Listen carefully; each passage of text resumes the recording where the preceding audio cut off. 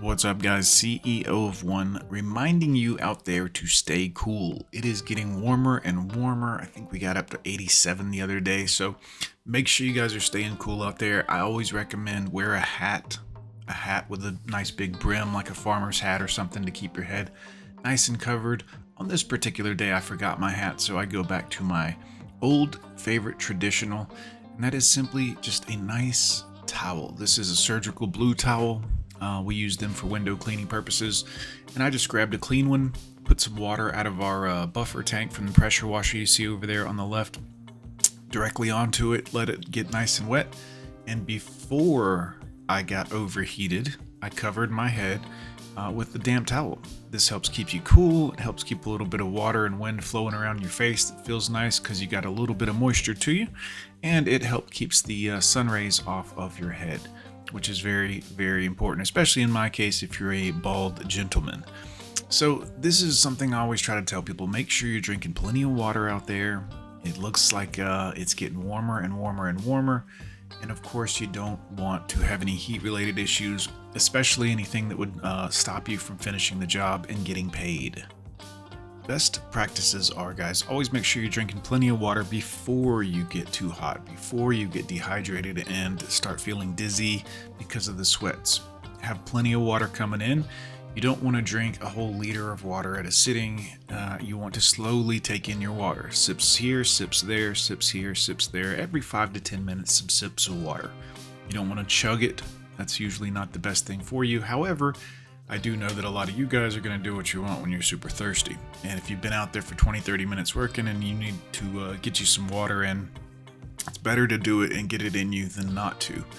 Drying out on a hot summer's day like this can cause brain injury, which some of you guys don't need. And it can also cause all kinds of other problems, cardiopulmonary, etc., etc., etc.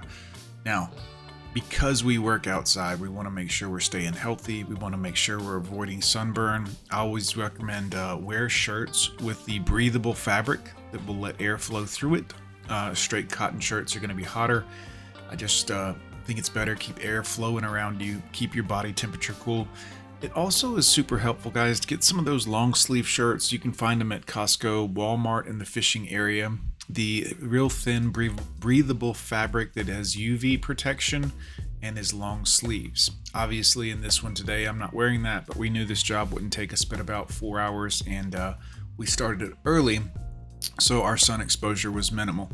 This was also a month or 2 months ago, something like that, and I'm wearing long sleeve pants for the most part, just because that morning I think it was, I don't know, 60 degrees or something like that. So again, keep yourself moving, keep yourself hydrated. It's the best thing for you. Now let's talk proper shoe wear, guys. You want to be out here in shoes that are good for you. There are pressure washing boots and shoes and waterproof boots and shoes and stuff like that you can wear.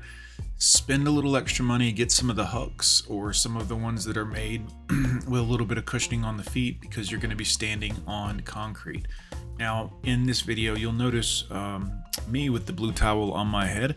I am wearing a very, very, very expensive running shoe.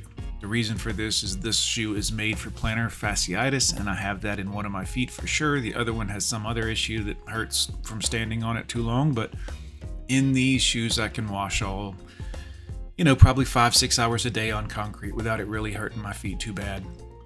In any other shoe, even boots and pressure washing boots, my feet get very uncomfortable. I'm 48, so I gotta really, do what I can to minimize my discomfort on the job, because I gotta work, I gotta make that money, and I love washing.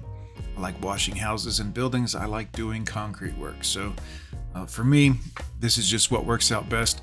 It's unfortunate because I have 2 pairs of the exact same shoes. One that I wear when I wash that gets stinky and nasty and dirty quickly, and another pair that I wear when I'm just hanging out or doing regular everyday stuff that are nice, appropriate looking shoes, so I can look nice in public. And also, like I said, a couple of times of getting SH and sweat and stuff in your shoes out here and them drying and getting wet again, they will stink.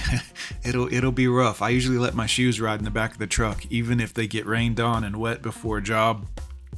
I'll put them on and wear wet shoes like that during the job. It won't hurt me a bit because they're going to get wet working anyways. But it's just better that way, guys. Make sure you're taking care of your feet because you're going to be doing this ideally for a long time. If you start your own company, I would hate to think you're going to go back and work for someone else pressure washing. You should be doing your own thing. If you are in the pressure washing field and you haven't started your own business yet, it's something to think about down the road. But once you start, you're not going to want to go back and work for someone else. So you've got to take care of your feet, your bones, your joints. Try to avoid alcohol whenever possible, guys. Any other bad habits that may be detrimental to your work, probably better to avoid doing those as well. I always try to tell people, try not to smoke at the customer's property if you are the individual that's going to be making contact with the customer. My business partner smokes cigarettes. It's no problem. It's not an issue whatsoever because he doesn't talk to the customers. That's my job, and I don't smoke. So typically it doesn't create a problem. If you are someone who's smoking on a customer's property, make sure you're doing it far away from the house so the smoke is not unpleasant to them, and make sure you discard of your butts so that it doesn't create an issue for your customer, because you will not get a call back if they find your cigarette butts out in their driveway. And on the subject of sun safety, guys, make sure you're taking adequate breaks out of the sun. Now, I know you guys are like, well, I want to get the job done. I get it. But if you pass out and have to be hospitalized, that's not going to help get a lot of jobs done. Make sure every 30 minutes to an hour, just if you're in direct sunlight and you're working, just step out into the shade for 10-15 minutes, get you some water, cool off a little bit. It's going to help you be more productive in the long run. Even though you are taking a break, it's going to help you stop you from getting sick as much. What a lot of guys don't think about is when you get your body very warm, very cool again, and you jump back in the car with the AC, you can actually induce the cold, the sickness, a cold. You can get all kinds of stuff like that from getting too hot, too cold, too quickly. Your body is not meant to change temperatures at this rate. Before we had air conditioning, guys, it took a while to cool off. If you were out in the hot sun and had to go into the cave or the shed or whatever you built, your body would cool naturally over time. But when we go from being 100 degrees, 90 degrees outside into 70-degree air conditioning, that was never meant for our bodies to go through that change that rapidly, and it can cause health problems, albeit not detrimental, but definitely enough to make you miss a few days of work if you're not careful, or at least be very uncomfortable. Anyways, guys, I'm CEO of One. I would love to know what other options you guys are thinking about. What other safety things can we talk about here on the channel as far as on the job site, in the pressure washing field, window cleaning field, these types of things. We'll do some ladder safety videos and talk a little bit about ladder stuff later on as well.